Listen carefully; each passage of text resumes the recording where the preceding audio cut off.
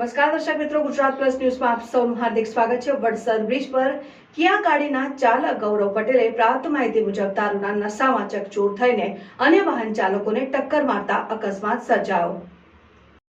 વડોદરા શહેરમાં છેલ્લા કેટલાક સમયથી બેફામ બનેલા કાર ચાલકો નિર્દોષ વ્યક્તિઓને માટે કાળ સાબિત થઈ રહ્યા છે। વડસર બ્રિજ ઉપર કિયા ગાડીના ચાલક ગૌરવ પટેલે પ્રાપ્ત માહિતી મુજબ દારૂના નશામાં ચકચોર થઈને અન્ય વાહન ચાલકોને ટક્કર મારતા આવેલો જે વડસર બ્રિજ પેટ્રોલ પંપ પાસે જિજ્ઞાસાબેન રોહનભાઈ પટેલ તેમના પરિવાર સાથે એક્ટિવા ઉપર જઈ રહ્યા હતા। તેમને ધડાકા સાથે ટક્કર મારતા નીચે પડી ગયા હતા અને લોકટોળા એકઠા થઈ ગયા હતા। ગાડી ચાલક ગૌરવ પટેલે પકડી રાખેલા બનાવની જાણ માંજલપુર પોલીસ સ્ટેશને થતા પોલીસ કાફલો ઘટના સ્થળે દોડી આવ્યો અને કાર ચાલક વિરુદ્ધ જિજ્ઞાસાબેનની ફરિયાદ નોંધી વધુ તપાસ હાથ ધરી છે।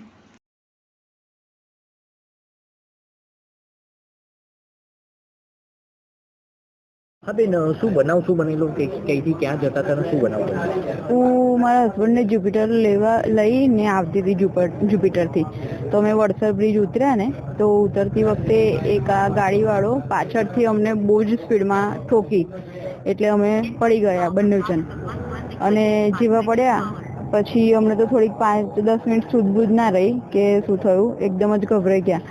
અને પછી થોડીક વાર પછી મારી આંખ ખુલીને તો મેં જોયું ને તો બધી બહુ પબ્લિક આગળની સાઈડ વડસર પેટ્રોલ પંપ છે ને ત્યાં બધી ભેગી થઈ હતી। એટલે એ જ ગાડીવાળાએ બીજા આગળ ગાડીવાળાને જોડે અથાડી દીધી હતી અને બીજી એક ગાડી જોડે સેટ ટક્કર કરી હતી એવી। અને પછી અમે ત્યાં પહોંચ્યા ધીરે ધીરે, થોડીક વાર પછી અમે 5-10 મિનિટ પછી પહોંચ્યા। ત્યાંથી અમને બધાએ ઊભા રાખ્યા અને પછી જ્યારે અમે ત્યાં પહોંચ્યા ને તો એ માણસને જોયો ને તો એને એટલું બધું ડ્રિંક કરેલું હતું, એને ખુદને હોશપોશ નહોતો, બધાએ ગાડીમાંથી એને બહાર કાઢ્યો પણ એને હસ્યા કરતો હતો, એને કોઈ સૂઝબૂઝ જ નહીં કે મેં શું કર્યું છે એવું। તો બધાએ કીધું કે તે એક્સિડન્ટ કર્યો છે, આટલું બધું કેમ બધાને અથાડે છે, પણ કોઈ જેને રોલ નહીં, ખાલી હસ્યા જ કરે બસ આ જ।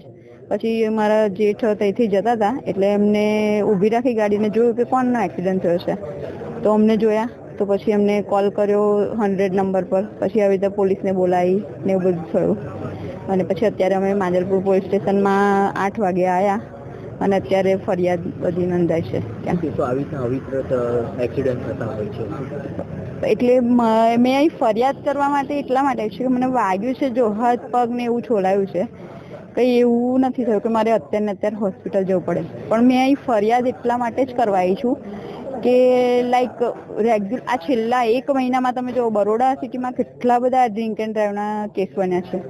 તો આવા લોકો જે ડ્રિંક કરીને ડ્રાઈવ કરે છે અને અમે નોર્મલ જે ગાડી લઈને જતા લોકો હોય ધીમી સ્પીડ પર, તો એ લોકોને અથાડીને જતા રહે, એમાં અમારું શું વાંક? એવી રીતે ડ્રિંક એ લોકો કરે અને મરે અમારા જેવા, એવું છે। શું નામ છે? મારું જિજ્ઞાસા પટેલ।